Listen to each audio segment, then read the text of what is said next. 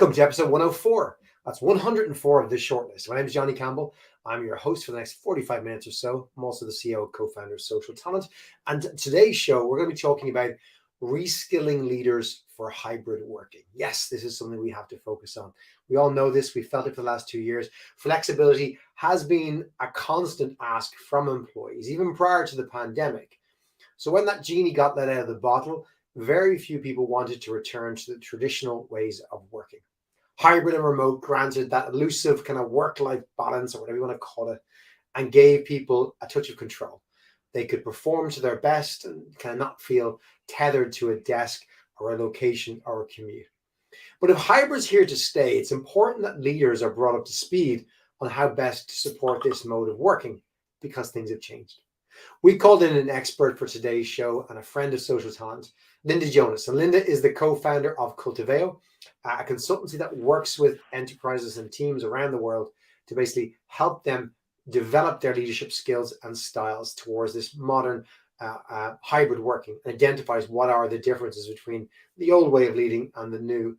And she's contributed to our own SocialTalent platform with her business partner, Jason Lawrenson, with fantastic content around leadership that we in SocialTalent as a leadership team also went through and have been thinking a lot on how we develop our own skills. So in this episode, I'm going to ask Linda to discuss with me the importance of reskilling managers for long-term success. We're going to have a look at the role empathy plays in leadership, and hopefully some tips on how to support managers so they don't burn out, and how to build connection even if you are far away. And Linda, you're far away-ish from me today. I'm in Dublin, you're in Berlin.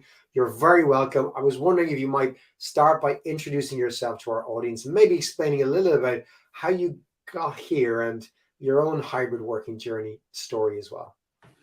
Sure thing. Hi, Johnny, and hello, everyone. Thanks for joining us today. Yes, my name is Linda Jonas, and I first started to work remotely in 2011.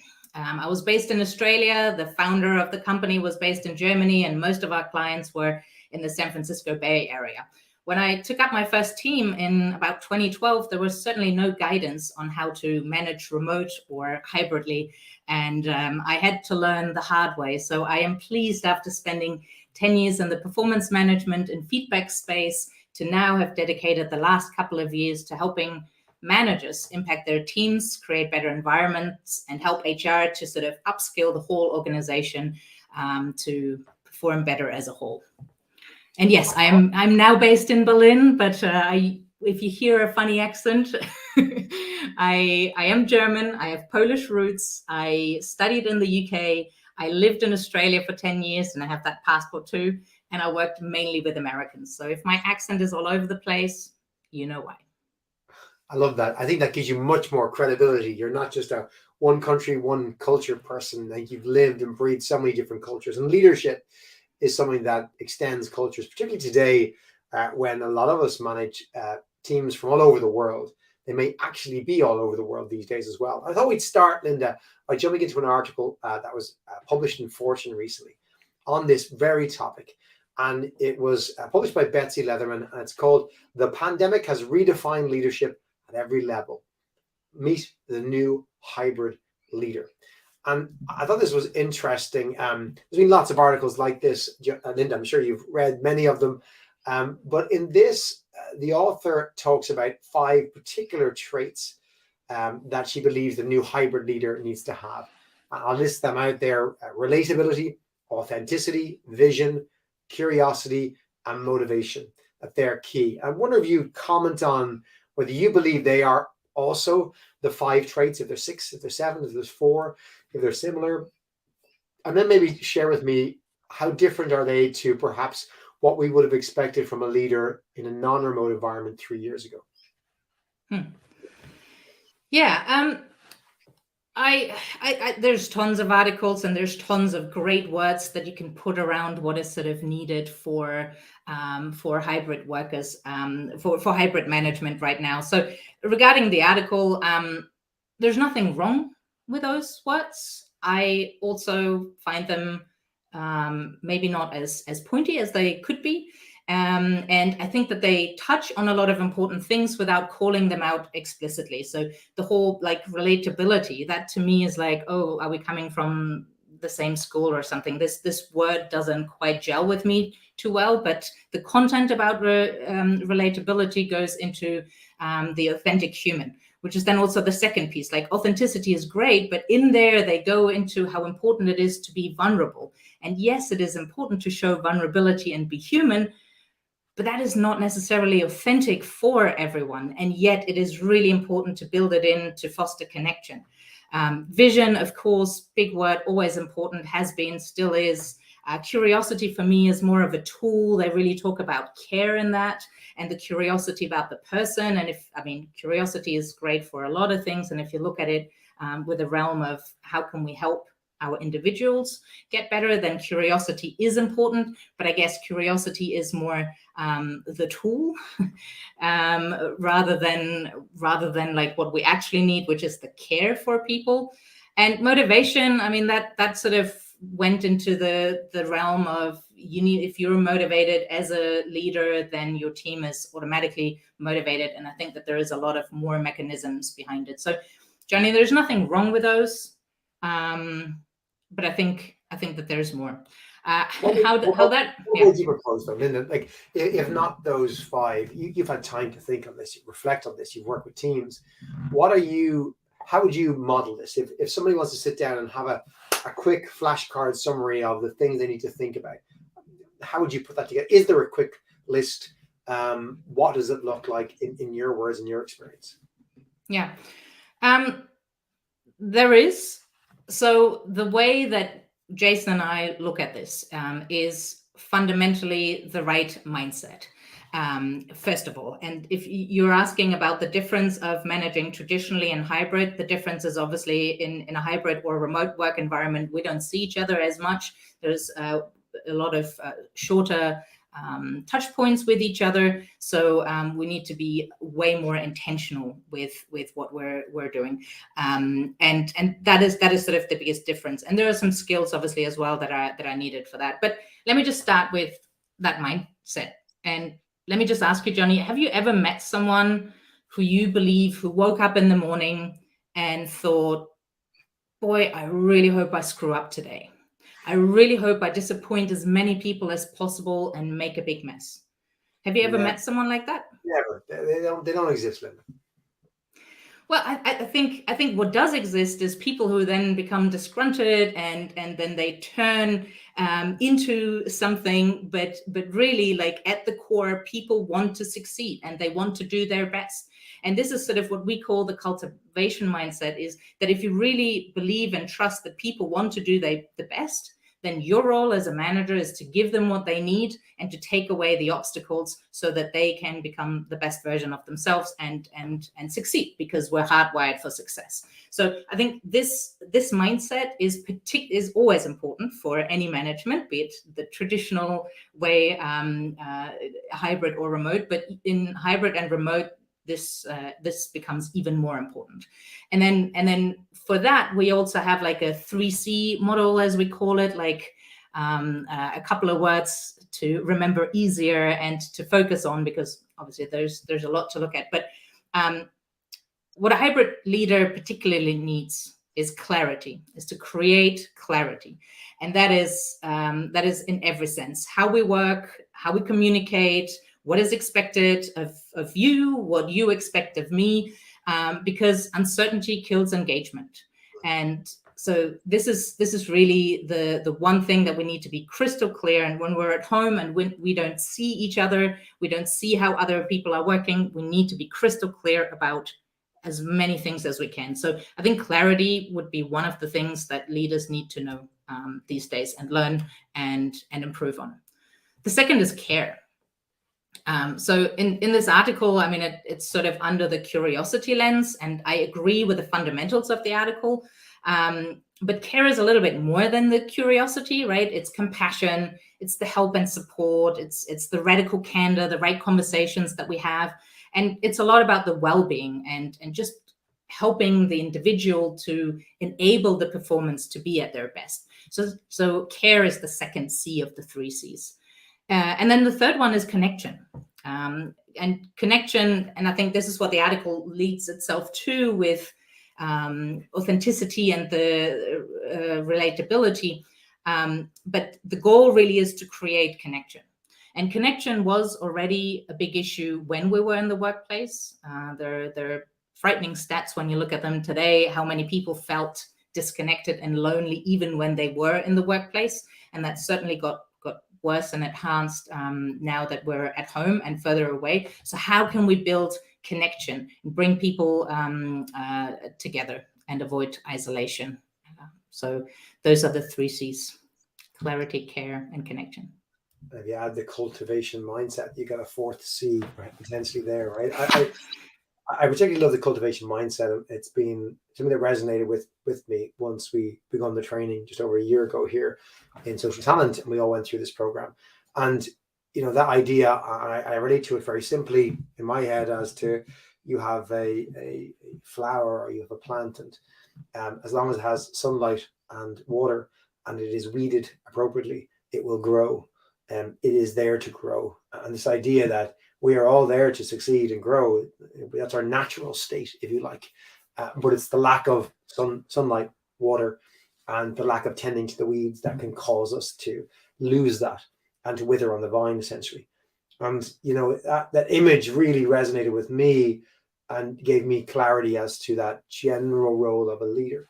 But I guess what's absent in the 3 C's and that, and I'd be interested in your thoughts on whether it should be absent, if it's needed at all, are some of the traditional elements, like, how do you have a high performing culture, and motivation, which was mentioned in the other article, is absent from that.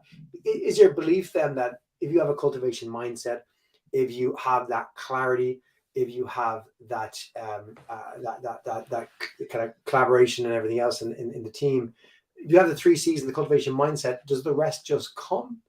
Because there's elements of traditional leadership that aren't necessarily obviously part of those, call it 4 C's. We could extend the C's way more, or we can look at the C's sort of underneath that. But the fundamental belief is, yes, if we believe that people are hardwired for success, and we give them what they need and we remove the obstacles, and we give them what they need is the care for, the clarity and the connection, and we have like the most important tool of a manager is a check-in. We check in with the people to see what is missing, what they need, and then can provide and sort of help them. Then there's a lot of intrinsic motivation. There's the self-motivating that comes from that. You don't need to be there as a cheerleader on the side to motivate and scream necessarily, but like the motivation then comes. And of course, there are other ways to enhance motivation. But I think the clarity as well, the part of clarity is sort of, what are you accountable for? What is expected of you? And in that, there is a lot of the hard facts of performance. And this is what is expected of you. This is what we do, what you expect of us. Are we delivering that or not? This is the whole performance piece. And then I also mentioned radical candor as part of the care piece, because it is to care for someone deeply means that you also should be as radically honest and direct as you can to really help that person grow. And this is not an easy conversation to have. And again, so this is the traditional management. It's not an easy way to have, but it falls under the bucket of care for us. And that might be where there's weeding needed to be done, where you have to have somebody share with you, this is something you're not strong at, or that is a weakness of yours, and but it can be improved, it can be worked on. But not doing that, not caring to be that transparent, leaves that in place. That weed is growing and strangling perhaps the potential of that person. I'm going to, if you don't mind, Linda, be perhaps a little bit cheesy for a minute. And we have a live audience, so if anyone's listening and can empathize with this, tell me in your comments, or if you disagree with me and think I'm a crazy fool, you can also tell me in your comments. But I love movies. I'm a big movie fan. I started my career in a video store. I went to see Top Gun Maverick at the weekend. Have you seen it yet? I have not. Right. I have seen the original version. Oh, the original is just so different to this, right? I love the movie, right? But that aside, long story short, one of the big messages I got from it was kind of as a coach or a leader and a student, which is kind of the Top Gun Maverick and the students on this assignment. One of the big messages of the movie was that you need to believe in the person. And there's several stories told that belief was really important. And you know, I'm listening to what you're saying about that cultivation mindset. And you know, the articles mentioned of motivation, because motivational speakers and motivational leadership are everywhere. It's like, you got to motivate, you got to be positive, right? And you know, we had an employee working for us years ago who used to talk about this positive mental attitude. You know, PMA and we'll solve everything, and it doesn't. It just doesn't fucking solve everything. That's bullshit, right? You know, but this idea of belief, you know, if somebody has it, they may lack belief. It's almost their natural state would be to achieve, to perform, but they do need someone to believe in them. You know, this was kind of, maybe it's just me. That's the central message I took from this cheesy Hollywood movie that I really enjoyed. But to me, it fits in with that mindset, which is, you know, I've used the analogy, and I don't know whether you'd agree with this, of a sports coach, you know, an Olympic sports coach, let's say, that the job of the coach is not to get up there and run the race or whatever it is, swim the lengths. The job is for the coach, first of all, to make sure they have the right person on the team, right? That's really important. You got to do the selection and make sure you have the right people you can believe in. That's important. But you got to make sure that you just provide the environment for them to flourish, and you fight for them, take the obstacles out of the way, give them what they need, but not to run the race for them. And those Olympians don't perhaps need motivation. They might need belief, but they don't need motivation. They are self-motivated enough to go be gold medalists. And that version of leadership, well, first of all, tell me if you think that's crazy or if that does align with your cultivation mindset. But if it does align, that perhaps is absent, or certainly was absent to a large degree before the pandemic, I believe. Or what do you think? Well, I think we've been talking about the servant leader for some time now. Empathetic leadership is a new buzzword that comes up. It really depends on the company that you're looking at. I think it became more mainstream that we finally in 2022 realize, or you know, over the last 2 years, that these are actual human beings that we have at work, and they're not machines.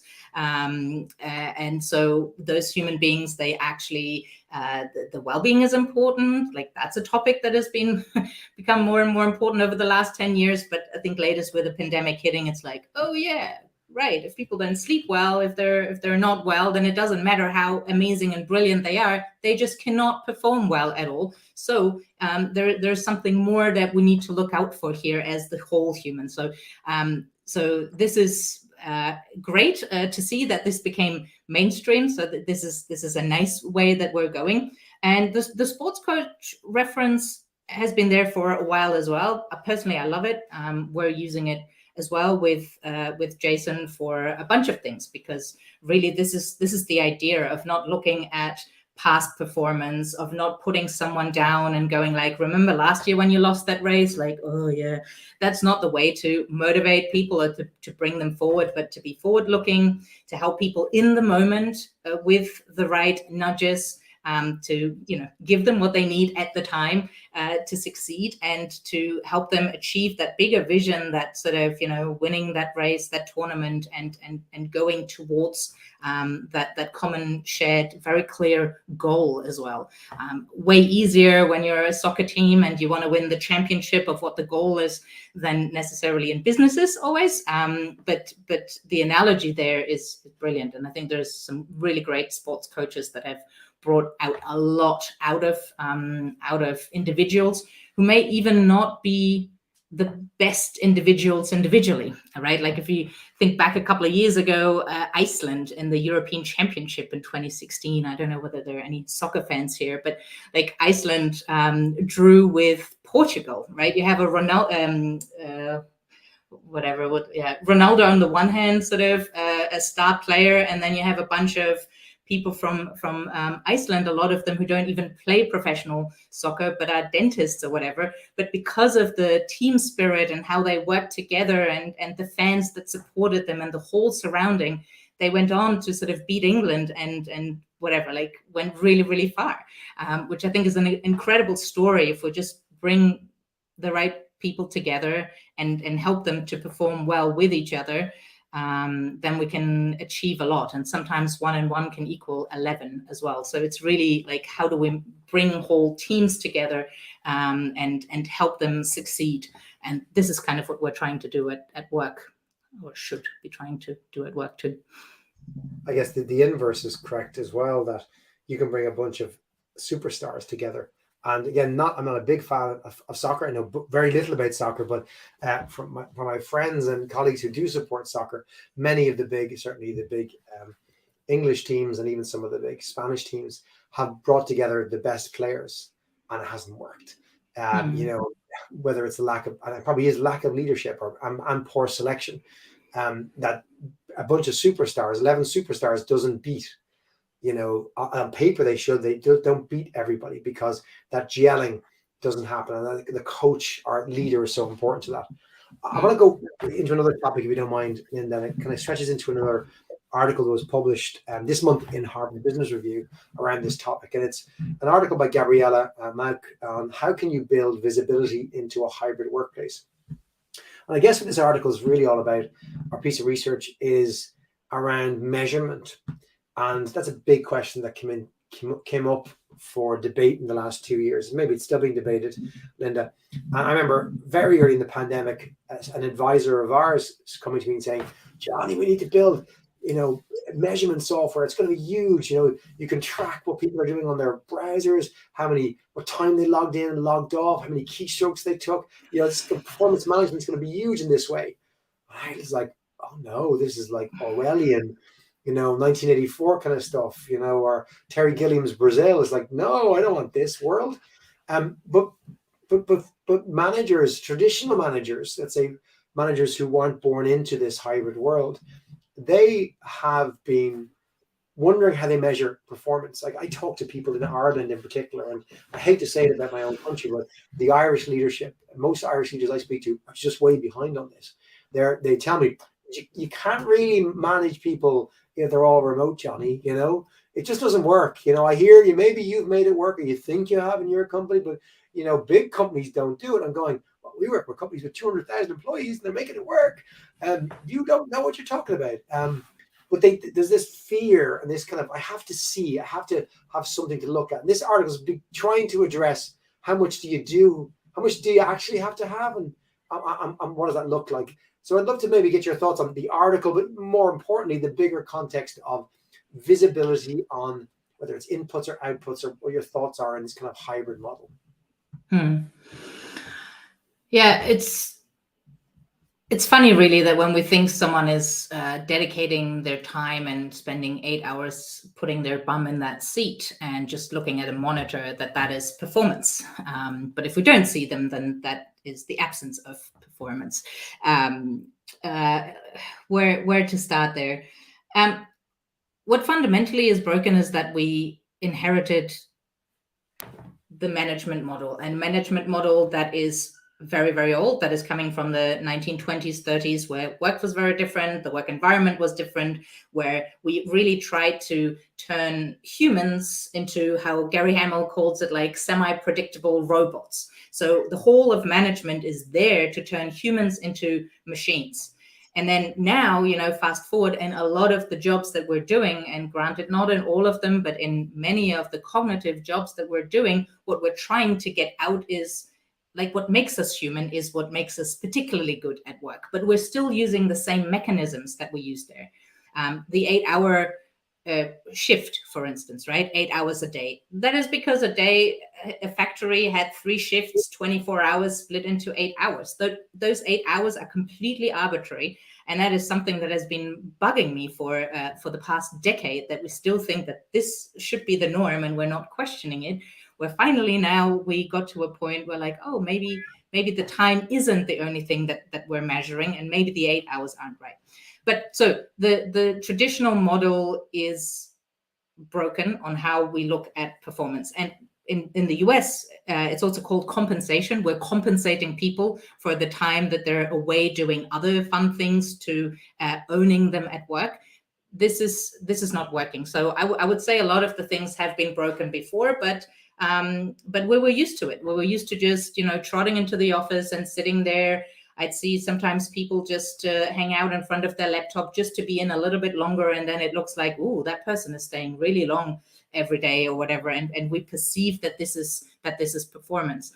What is exciting about today is that we get to look at what is it actually that we want to achieve together, and how can we best achieve that, and how can we get the best work done. So coming back to the article,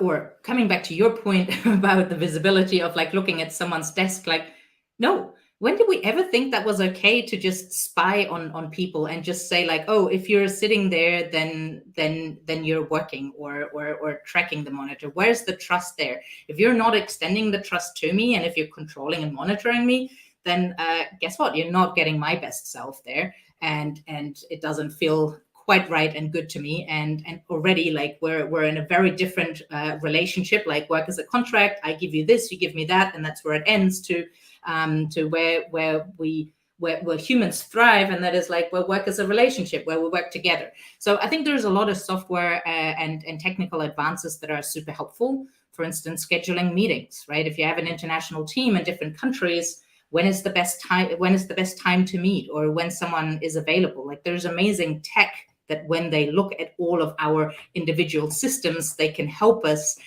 find gaps and nudge us in the right direction. But a lot of the other work visibility, I would argue, is much better done by speaking, by having a relationship. I don't need a tool, or why would I need a tool to help me tell that someone's daily schedule has changed, when I can have a meaningful relationship with that person and know that whatever, the childcare system has changed, and now they're not working from 8:30 but 9:30 in the morning. Like, I don't need a system to prompt me, to show me like there's something going on. I need to know what my team is up to, and speak with them, and what works best. So yeah, I'm not a big fan of tech that is helping to make the work visibility for insights. I think that there's that can be done in a very different way. Yeah.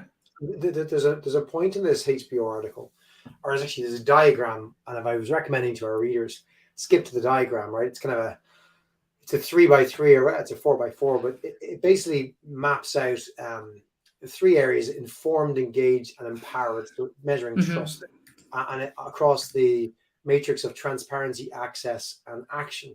And this part of the article did interest me because, it talks, I can just give you an example. On transparency, it contrasts an informed approach, which they say is the baseline to trust. Employees will be made aware via written communication of what data isn't collected. Okay, but then they have engaged transparency, which is data is anonymized, aggregated, and shared with employees. Baselines and goals are set across the organization. To empowered, the highest level of trust, leaders provide recurring updates to the organization, sharing the relevant data, progress against goals, and upcoming actions. I know it's an interesting way to look at it, to go, I looked at that one. Oh yeah, because there's an argument in the article about some data could be really valuable. It could give insights which could help the care element, let's say, to pick one C out with your employees. But it could, of course, be used for harm. But I love that idea. Well, actually, if you anonymize it, aggregate it, and you're looking at patterns, they can give insights that actually can really help everybody. And so there's a way that data can be used for positive good, if you like. Rather than saying all data collection on your inputs is irrelevant. I think there is something there. Well, I'm guessing there's something there. What do you think? No, of course.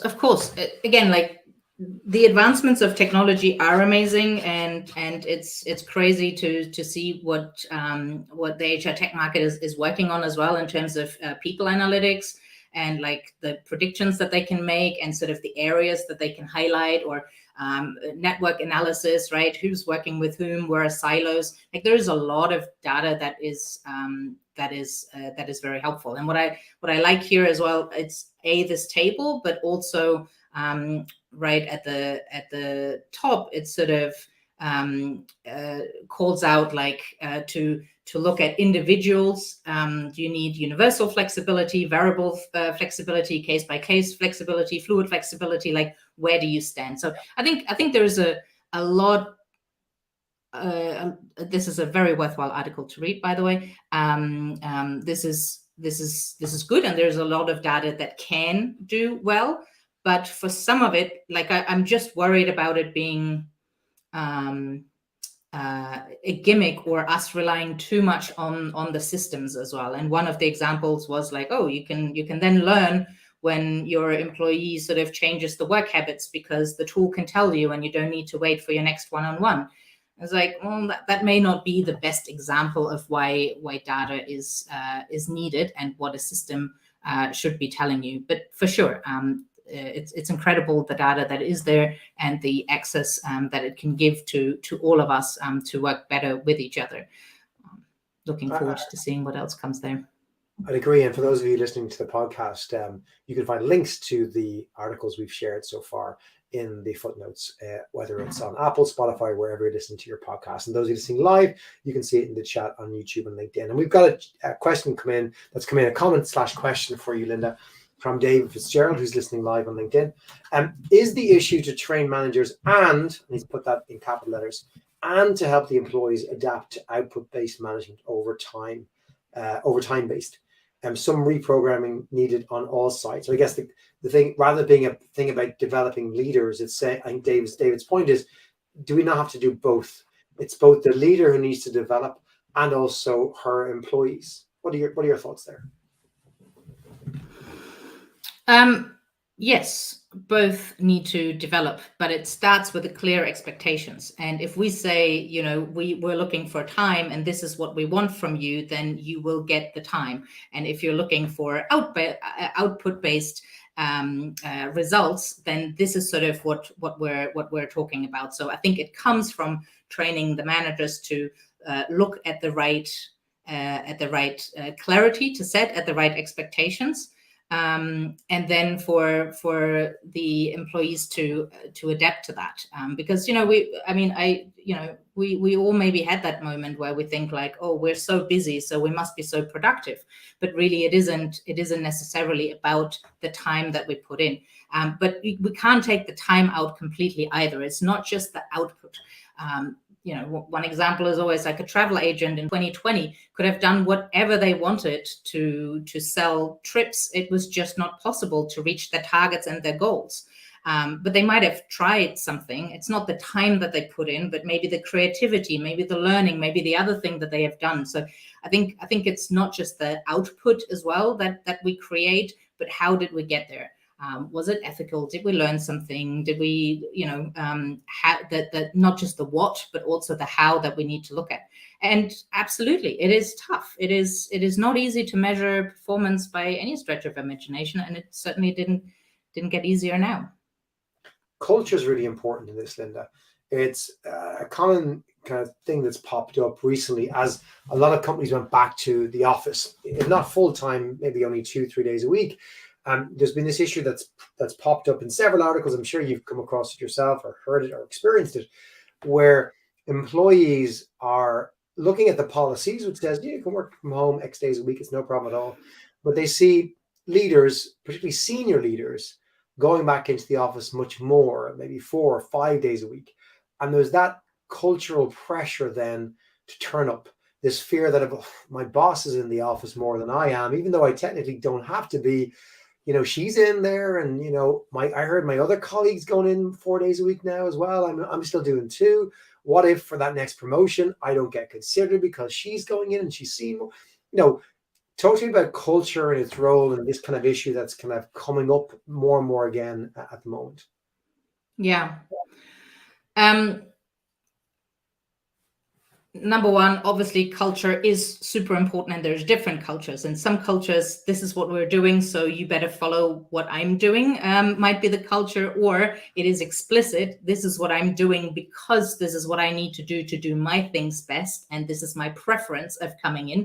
But you have the freedom to do whatever you want to do, and there's no repercussions. So I think the cultures obviously vary, but you bring up a really important point, and that this is how really the presenteeism, I think it's called, right? Like, are people who are seen to be working are they then, do they have an advantage for career development? For do they seem to be do they seem to be seen as more productive?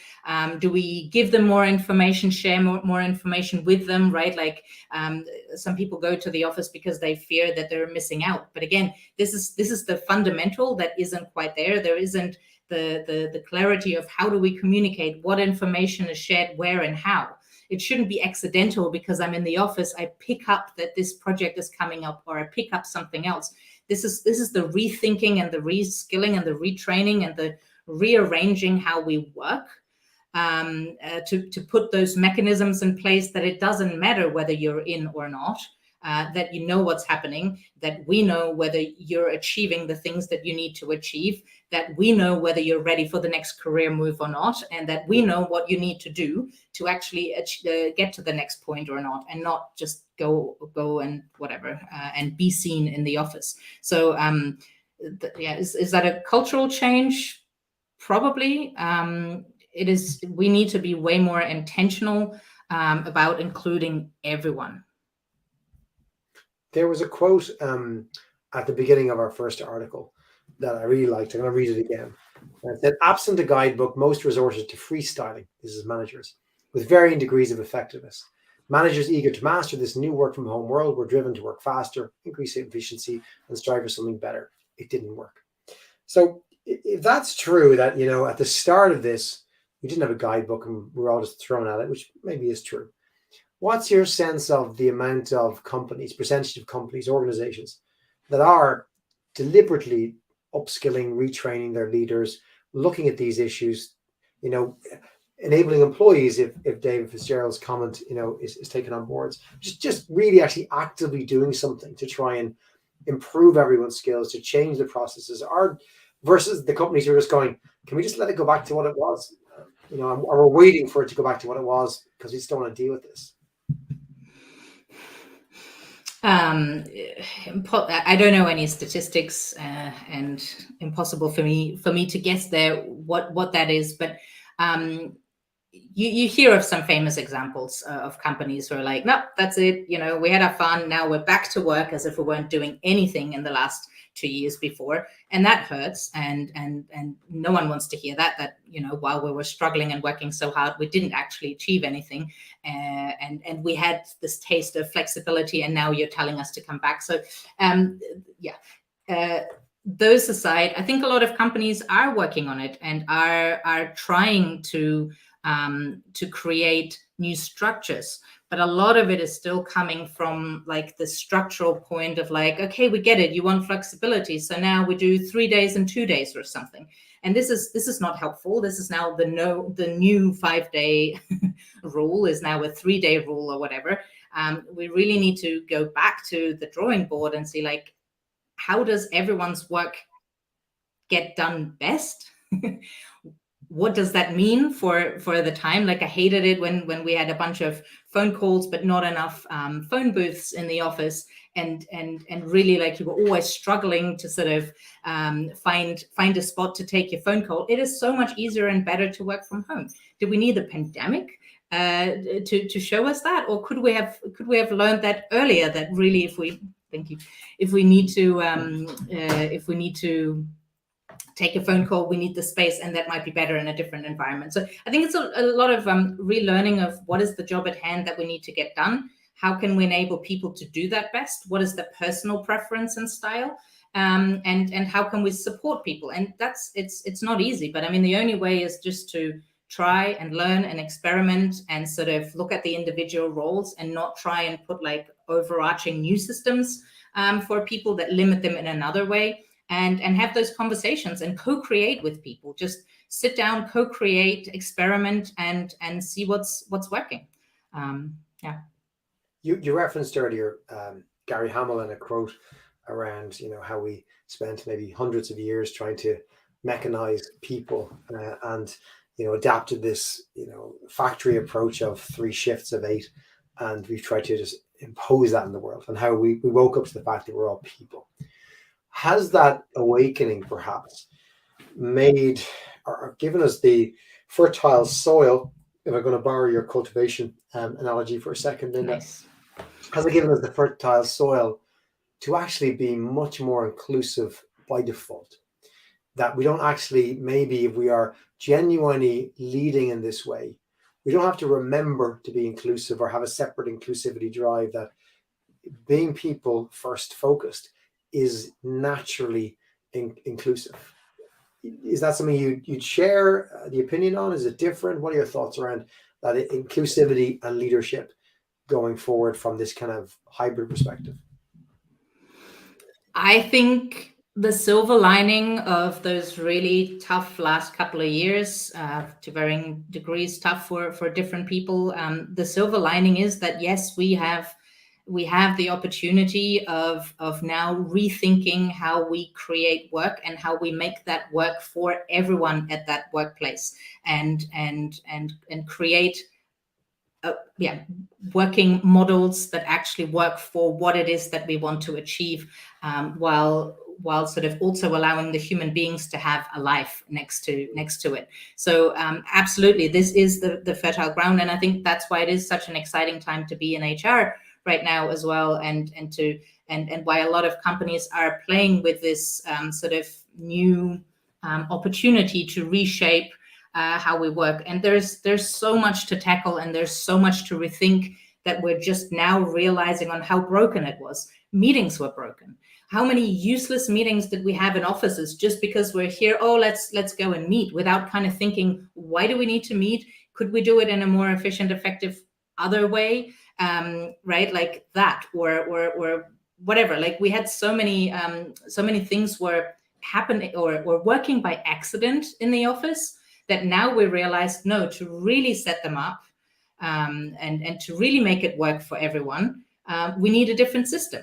Like, was a meeting inclusive when some person was always quiet in the back? No, it wasn't. Is it now inclusive when we have like remote meetings when everyone is there and we're not asking everyone to partake? No, it's not.